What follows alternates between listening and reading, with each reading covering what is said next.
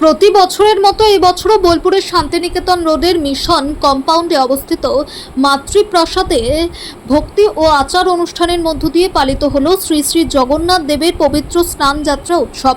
ভোরে সূর্যোদয়ের আগেই স্নানের জল সংগ্রহের মধ্য দিয়ে অনুষ্ঠানের সূচনা হয়। এরপর সারা দিন ধরে শাস্ত্রবিধি মেনে বিভিন্ন নীতিকান্তি ও দারুস্মৃতি সেবার মাধ্যমে প্রভুর পুজো সম্পন্ন হয়। প্রভুর সেবায়ত ও চৌধুরী বাড়ির সদস্য অর্ঘ্য চৌধুরী জানান, পুরীর ঐতিহ্য অনুসরণ করে সমস্ত পুজো ও নীতিকান্তি সম্পন্ন হয়েছে। তিনি আরও জানান, স্নানযাত্রার দিন প্রভু দিব্য গজানন বেশে সকাল থেকে রাত পর্যন্ত ভক্তদের দর্শন দেবেন। রাত্রে অনসর ঘরে প্রবেশ করে রথযাত্রার পূর্বদিন পর্যন্ত গুপ্তভাবে সেবা গ্রহণ করবেন। এই সময়ে ভক্তরা প্রভুর পটচিত্র দর্শন ও পুজো করার সুযোগ পাবেন।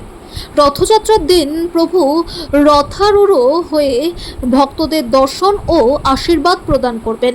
চৌধুরী পরিবারের পক্ষ থেকে আগামী রথযাত্রা উৎসবে সকল ভক্তকে উপস্থিত থাকার আন্তরিক আহ্বান জানানো হয়েছে।